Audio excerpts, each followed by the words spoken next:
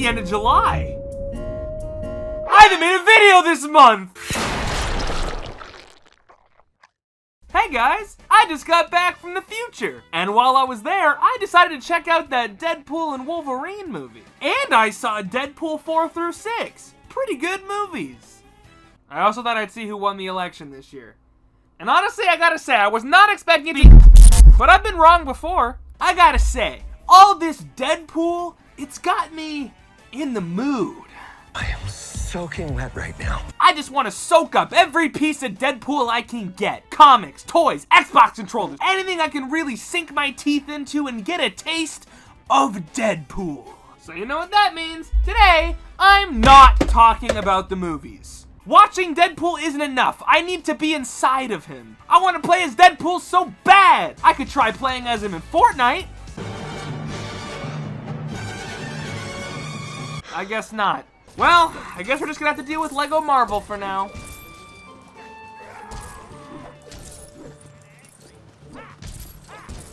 What? There's a Deadpool game? I have to look this up. Oh. Okay, well maybe it's just a PlayStation exclusive. I'll check there. Huh. Okay, maybe it's only on PS3. The game is old, right? Let's look this up and... Oh yeah, this search feature. Huh. Fuck you, Activision! Alright, class, today's lesson is on physical media. Physical media protects the things we love. You own this. Forever. Your favorite digital game could get delisted for no reason. I think the Friday the 13th game is one of the best multiplayer games of all time. I have laughed harder and screamed louder in this game than anything else I've ever played. And at the end of this year, it will literally become unplayable. I'm sorry, just excuse me for a second. In 2014, Activision delisted a shit ton of Marvel games from all digital storefronts. One of those games being 2013's Deadpool. I can't find a specific date for when it was actually delisted, but January 1st, 2014 was the day Activision's contract with Marvel ran out, so if we're to assume the game got delisted on that day, you had a whopping 5 months to buy this game before it got slashed. That is insane! If you want to play this game in big 2024, you gotta own it, physically. And I hope you don't want it for PS4, because, well, good luck. I own it for 360, and this game fucking talks to me like the Green Goblin mask. First, we attack his heart. No! I've been wanting to play this game for a long time, not even just for the channel, just in general. When I was a kid, I was obsessed with Deadpool. He looked cool, he had swords, and he was funny. I had this Deadpool hoodie and I wore it like every day in 6th grade. It was embarrassing. And when I saw a Deadpool video game get announced, I thought that was so fucking sick. Even the way they announced it was cool. They had Deadpool himself crash the Marvel Games panel and announce it himself. And it was hilarious. I am a hologram! I'm a hologram! I'm a hologram! I'm a hologram! Just kidding. JK, LOLs, LOLs. Shout out to Tupac. No, one love, homie. You guys, I think this game might be bad. But it can't be bad. The game's disc is a pancake. LOL. Putting in the game and launching it, you are greeted with this. Oh, he scratched his balls. Hold on.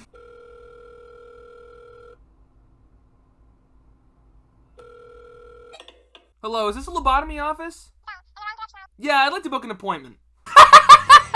Nuts. The first thing you'll notice about this game is that it is really fun. Playing as Deadpool feels exactly how you'd imagine it would. You have your swords, your guns, and you can even teleport. And you can swap out your guns and your swords for other weapons too. After you unlock the hammers and the pulse rifles, playing with any other weapon is basically unplayable. It's the most small IQ bam-ham combat ever designed, but for what it's worth, it really is fun. It's not the best superhero combat ever made, but like, it's fucking Deadpool. What the fuck else do you want? I said fuck twice there, because this is the Deadpool episode.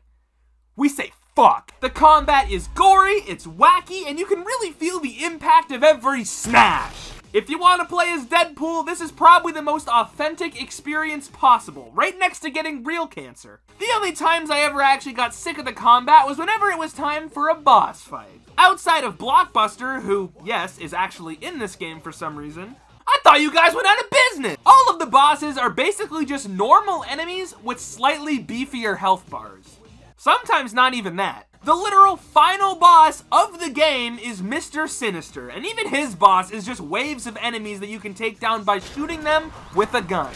I mean, it's still dumb, explosive, bloody fun, but like, really? You are dealing with X-Men characters. Some of the craziest villains in Marvel history belong to the X-Men. I feel like you can get a little more creative with the boss design and make each of them fun and memorable. And this game can get creative. Every now and then you'll get to do some fun-ass shit like hijacking a helicopter, or playing a little carnival game, or firing a Sentinel's arm cannon, or even waiting in line at the fair. I hate standing in line. Easy, I want to ride here. Don't mess this up for me.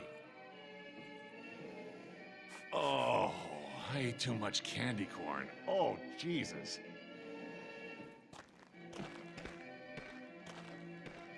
Oh, okay.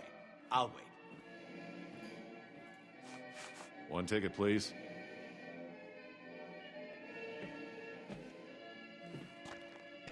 Seriously? Buy the ticket already. Oh, man, that was great.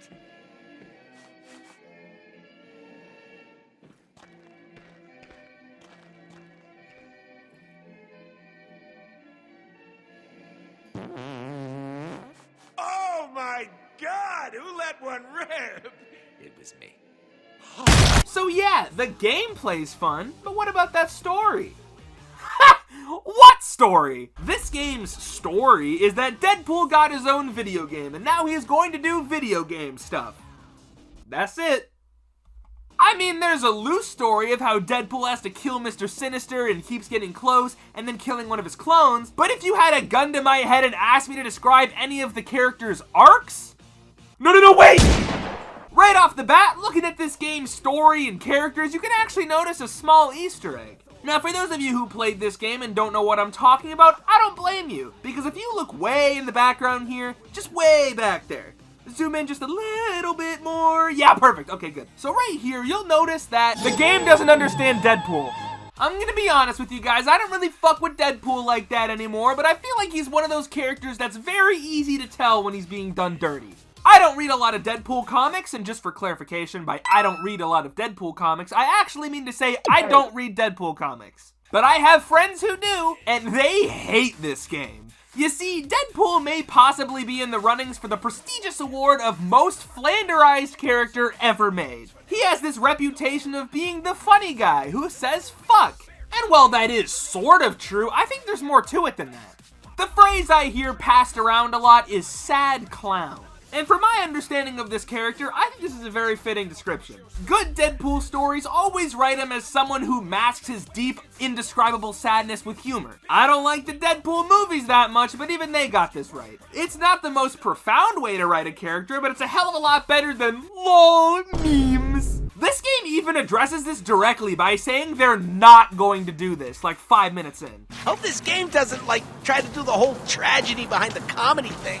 And let me be clear, I have no issues with changing a comic book character if it better fits an adaptation. Spider-Man's my favorite fucking superhero, and my favorite adaptations of him change him like crazy. But the important thing is that the core of his character is still intact. Everything that makes him Spider-Man still makes him Spider-Man in those stories. But this version of Deadpool just doesn't feel like Deadpool, mainly because this man is insane. The voices in his head from some of the comics are in this game, which is a concept I've never liked. He has no concept of reality and no real motivations beyond funny stuff.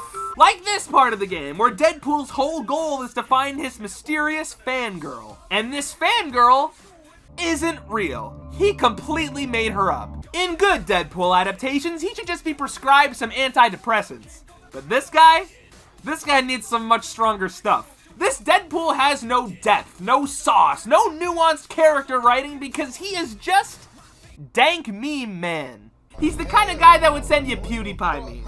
I could kind of respect a strictly humor-based take on Deadpool if it was like, I don't know, funny. The humor in this game is just bad lol random humor. Spaghetti waffles!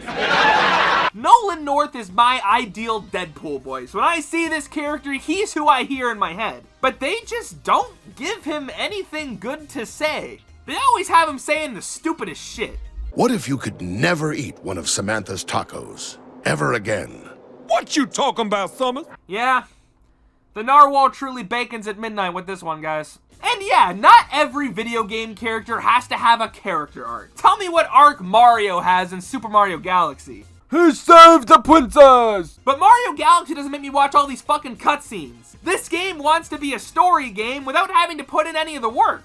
And don't get me wrong, there are good bits in the game, like whenever you walk into a glitched room and it's a shitty 8-bit game, or that one moment where Deadpool just leaves and now you just control the camera. It plays with the fact that it's a video game in really fun ways. But most of the other jokes are just, well, they're so fucking Reddit! Oh, look at the funny boobies, haha, squish squish boobies, nipple boobies, haha. This game was written by a room of chimpanzees. Actually, I take it back. The part where you get to slap Wolverine is very fun. You got me too tall to play him! I wish this game played with its use of the wider Marvel universe a little more. They make some Spider-Man jokes, and Deadpool said Deadpool smash about 40,000 fucking times during combat. But other than that, this is just a game about Deadpool and the X-Men. If you can even call them the X-Men. This is just Wolverine and the hose. Wolverine and Cable's designs are great. Cable's actually bulky and actually has his proper colors, and Wolverine's suit is the best modernized take on this suit I've ever seen. Look, just between you and me, it blows the new one out of the water. But all the other X-Men, well, oh.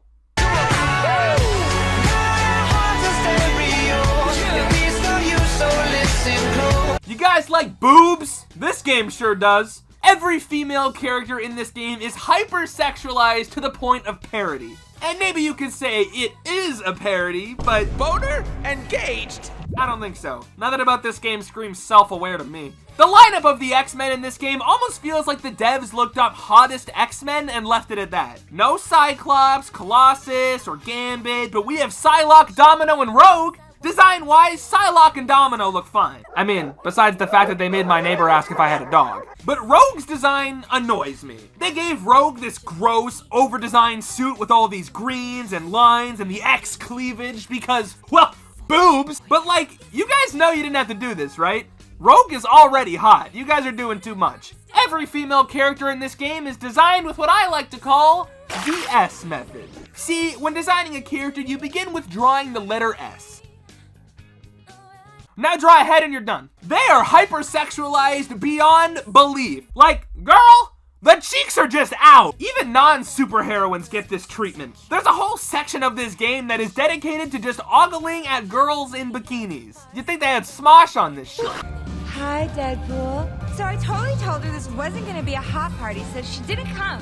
Thank God, she's not cool enough to hang out with Deadpool. But honestly, even though I'm bitching and moaning like a true feminist, I think there is merit to these kind of super sexy comic book designs. Believe it or not, I think in some circumstances, embracing sexuality is a good thing. And I'm not just being a horn dog, I'm being serious. Now this game does it very wrong, okay? This game is just look at boobs and butts and squeeze and game over. But I think some of these original sexualized comic book designs kind of need to stay around a little bit. Let me explain. Recently, our society has become so anti-sex when it comes to media. The mere idea of a sex scene shakes some people to their core. Like, I remember when Oppenheimer came out and you guys were complaining that Florence Pugh showed her Florence boobies. That shit was embarrassing. And I think that opens a much bigger conversation about society itself. By living in an anti-sex culture, we suppress so many urges and get rid of so many important conversations that we should be having.